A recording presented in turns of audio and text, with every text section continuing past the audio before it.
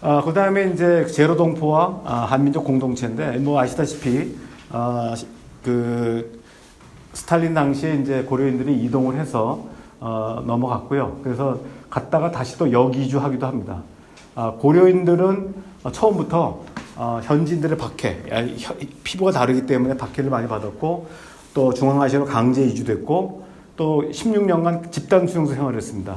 그러다 보니까 민족 교육 기관 자체가 없어요. 조선족은 아까 말한 조선족 학교가 있었고 제일동포들도 나름대로 학교를 만들려는 노력을 했었습니다만은 여기는 아예 그 코리안의 학교가 없습니다.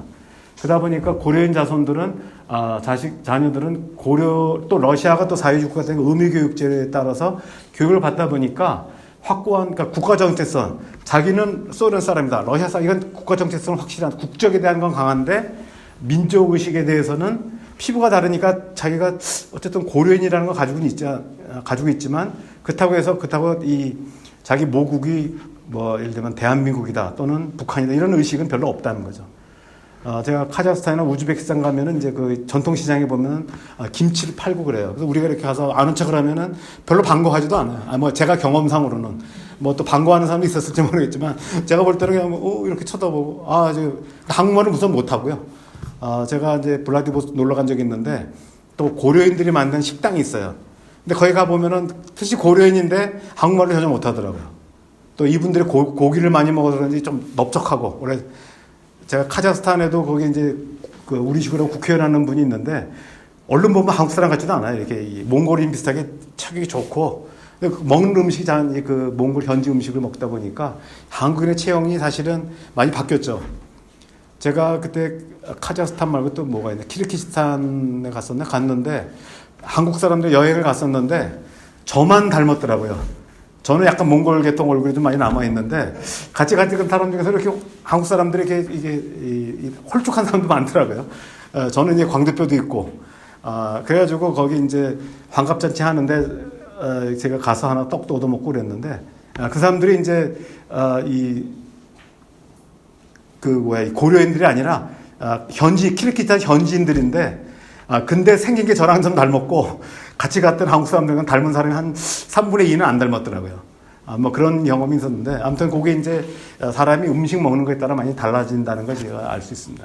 그 다음에 이제 이 한수 수교 이후에 지금 이제 고려인들이 러시아 사할린의 새 고려 신문이라는 거를 이제 한국말 신문을 발간하고 있고요.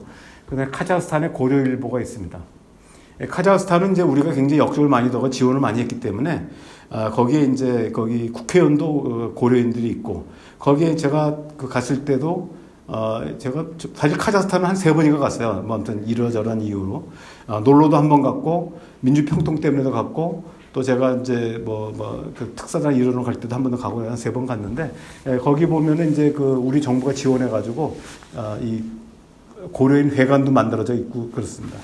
근데 이제 여기 보면 고려인들이 많이 들어와서 이 안산에 있는 선부동에 고려인 마을이라고 있는데 사실은 여기는 정확하게 얘기하면은 중앙아시아 사람들이 몰려 살고 있는 집단촌이 있어요. 여기에 이제 고려인들이 일부 많이 살고 있고 숫자는 제일 많다고 합니다. 그래서 여기 고려인 마을에 여기 있는데 여기 이제 상가들이 있고 그러고 고려인들 식당도 있다고 그러고요. 또 하나가 이제 광주 월곡 이동에 고려인 자치마을인데 이거는 이제 아예 법인을 만들어가지고 고려인 2세인가 3세인가 이분이 이제 이렇게 나서가지고 이렇게 뭘 만들었더라고요. 그래서 가보지는 못했지만 사실 더 유명한 거는 광주에 있는 고려인 마을이 더 유명합니다.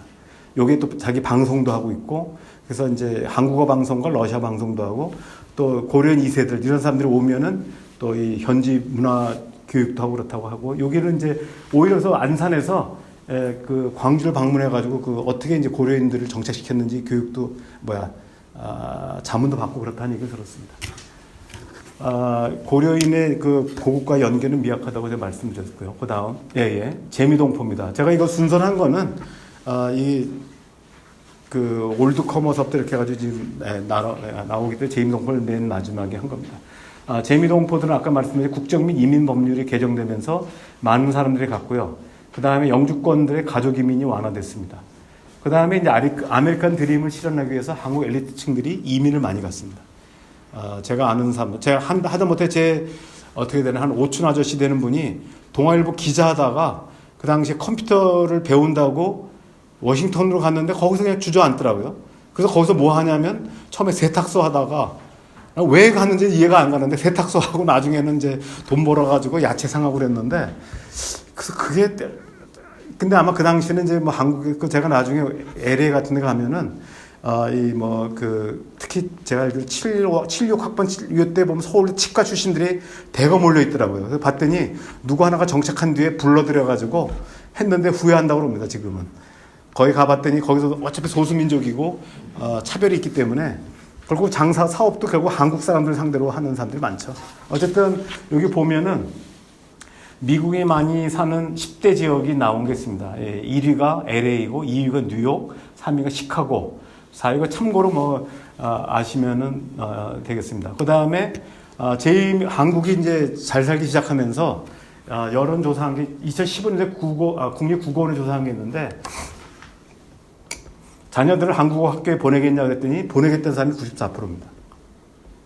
보내야 한 이유는 말은 이제 한국인들이 한국을 잘해야 되니까 한국 간의 가족 간의 의사소통, 미국에서 취업이나 성공, 또 한국에서 취업이나 성공 12% 이렇게 쭉 나누는 게 있습니다. 참고를 하시면 되고 미국에서 보이지 않는 인종장벽이 있고 한국과의 비즈니스 찬스가 많다 보니까 재미동포들이 옛날에는 뭐냐면 우리 엘리트들이 미국 가면은 한국 사람들 살지 않는 곳에 학교를 미국인 학교에 보냈다가 지금 다시 한국말을 배우게 되는 거죠. 그럼에도 불구하고 이 사람들은 한국 학교가 없습니다. 미국에는 특징이. 그 이유는 이 사람들은 다시 한국에 돌아올 생각이 있는 게 아니라 미국에서 성공하려고 하는 거죠. 다만 비즈니스나 이런 것 때문에 한국 학교를 다니는 게 많고요. 대신 이제 한국 교육원, 한국 학교들도 많습니다. 65세 이상의 복수 국적이 허용되면 한 9년 전부터 허용됐다고 합니다. 그래서 이 사람들이 한국 체류미 귀환이 증가하고 있고요. 한국 내 투자가 많이 늘어나고 있습니다. IMF 사태 때 우리 근무했을 때 재미동포들이 이제 한국에 투자를 많이 했는데 뭐 좋은 의미로 얘기할 때는 사실 한국의 외화를 많이 들여왔다고 하지만 사실은 재미동포들이 이때 재미를 많이 봤습니다. 그 돈놀이 해가지고 재미동포들이 이제 IMF 때 들어와가지고 아주 헐값으로 건물들을 많이 샀어요. 그래가지고 이 사람들이 이제 재미동포들이 사실은 미국에서 온 게 아니라 한국에 돈을 벌어가지고 거기서 미국에서 이제 잘 살고 있는 사람들이 많습니다. 재미동포 복수국적이라고 합니다. 요새는 2중에는 3중도 있어가지고 복수국적이라는 말로 바뀌었는데 허용 연령을 인해야 된다고 계속 주장하고 있습니다. 재미동포들이. 병역 기피한 유승준의 문제 뭐 등등 이런 것들이 이제 되고 있죠.